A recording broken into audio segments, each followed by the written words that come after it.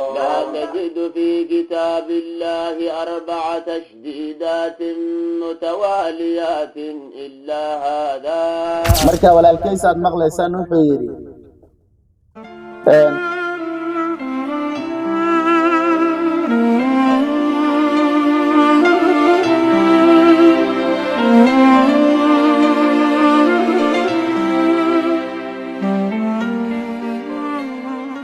لله رب العالمين والصلاة والسلام على أشرف الأنبياء والمرسلين نبينا محمد وعلى آله وصحبه وسلم وبعد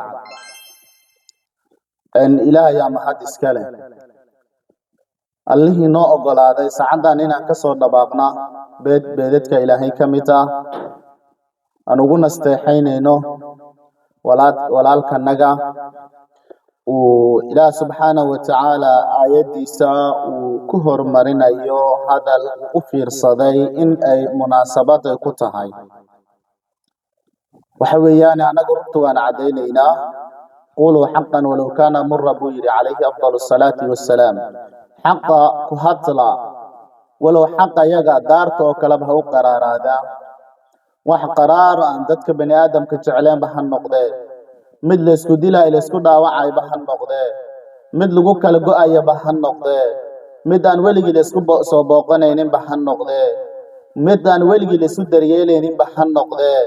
mid aan weligii lagu hesiinaynin bahan noqday runta ka hadlay ninka buu yiri calayhi afdalus salaatu wassalaam hadal macnihiisa uu yahay malaga helay buu yiri kitaabka 4 tashdiidaad ama 4 shid hadba sida loo yaqaano afartaasoo mutawaaliyaad ah u xiriira kitaabka quraanka dhexdii laga heli ma ilaa hada buu yiri tani tawaaye aw ka dhulumaatin yani isagoo afarta shid oo la jeedo lujiyyi yaghshaahu fi bahri lujiyyi yaghshaahu afarta shidada isagoo ka hadlaya sax weeyaan wa aayad quraan kaadiida meeno oo waa kaayene oo ka aqbalne laakiin waxaan kuga haysanaa walaalo waxaan kuga haysanaa waxa ziyaadada ku dartay kaliya weeyaan wax kale aan kuga haysana ma jirto maalinka ka horna waxa weeyaan kuguma arag sidaa oo kale walada xaweenta waxa weeyaan in badan diinta Soomaalida intooda kale ayaga ugu horeyso ayaga ugu hor jira ayaga looga daydaa xitaa ayaga waxa la leeyahay diintu waxay naga soo gaadhay halka raxweenta naga xigta diintu waxa weeyaan suwacaan oo yaani waysinka lagu aqrinayo la qurxinayo oo dadka yaani maxabada ay ku soo daadagayso waxa weeyaan intaas oo dhan waxa lagu yaqaan qolada raxweenka maanta dadka dhan walaal maadaama isla fahmeen laakiin hore ayaga ku qaasaheedo waxa weeyaan ayaga looga dayan jiray cilmo badan aad arkaysa ku oranayaan wadaad reer hebel ah oo reer Baydhabo ah ayaa waxa weeyaan culumta ka soo qaatay waxaan diinta ku soo bartay Baydhabo waxa waxbarashadii maadiga ku bilaabay Baydhabo waxa arinka intaan ka keenay Baydhabo wanaag oo dhan waxa loo xijiyaa raxweenta koonfur galbeed baa loo xijiyaa hase yeeshee anaga waxaan kugu heestaa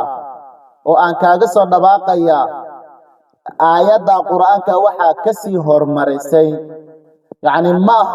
بنانو إله سبحانه وتعالى آياتيسا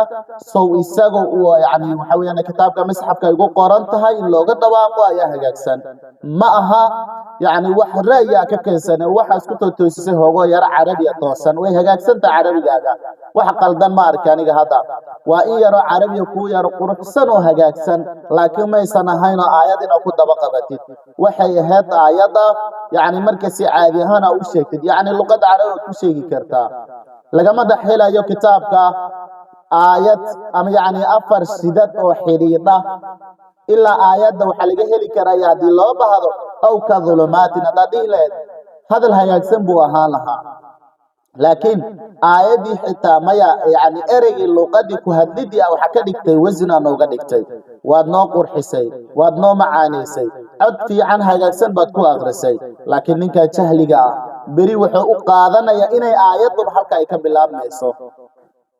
إلهي سبحانه وتعالى وحده ما فرضنا في الكتاب من شيء وحبوا ما علينا تجن الكتاب وين ودم يسترني اليوم أكملت لكم دينكم وأتممت عليكم نعمتي ورضيت لكم الإسلام دينا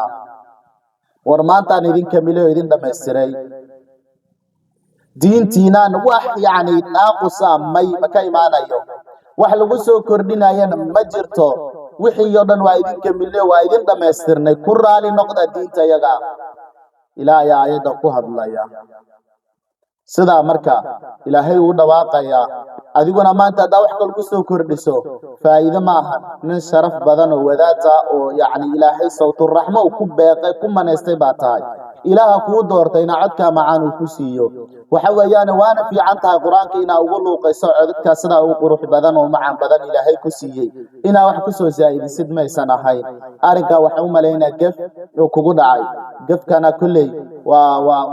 qof bini aadam oo tahay waad gafi kartaa waad qaldoomi kartaa aniga aan kula hadlaay qalad way iga dhici karaya waan gafi karaya waan dambaabi karaya maxaa yeelay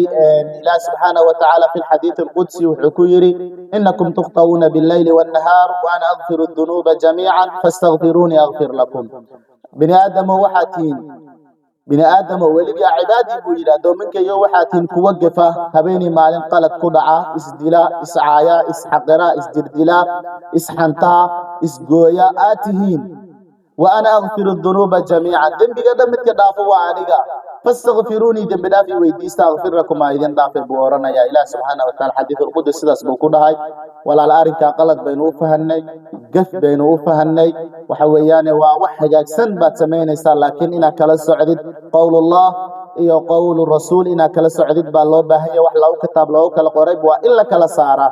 waayo qowluka haduu imaadayna hadalkaaga haduu imaadayna isaguna in yaani gooni ah uu sidoo prostro wax la yiraahdo ina samaysid weeyaan يعني متواصل كحرير اسكامي يعني سكه العادي اهنا ددو دواقي لهيد oo aad oran lahayd yaani afar shidad oo la helayo ma jirto xiriirada mutawaaliyaad ah iyagoo tixnaa xiriira la helayo ma jirto ilaa waxa laga heli karaa goorta u baahatid waxaad ka eegaysaa aayada oo dhehayso oo ka dhulumaatin sax suuratu nur wadi karta laakiin maaha la tajidu ina tiraado ka soo bilaawdo la tajidu qawm yu'minuna billahi qur'aan lagu bilaababa laakiin ina sida tiraado ma aysan hayn walaalo qalada kugu dhacay gaf baa kugu dhacay toobadteen ilaahay u toobadkeen waxaad ku rajaynaa inaad ka toobadkeeni doontid kulli yani waxa weeyaan waxa ula doontay malahu waa wanaag waxa u socotayna waa wanaag waxaad aqrinaysayna waa diin laakiin inta ka soo yani hor dhacaas kaliya ayaan kugu haysanaa aayadan waad qurxisay waad hagaajisay waad samaysay waxaan ku oranayaa ilaahay ku barakeeye arinka kalaabo ama yani meesha xitaa ka saar dad badan arkaya soo qaadanaya marka raxweentun wanaag baan ku ogaaye deewaanada iyadu qaata insha Allah. Assalamu alaykum wa rahmatullah.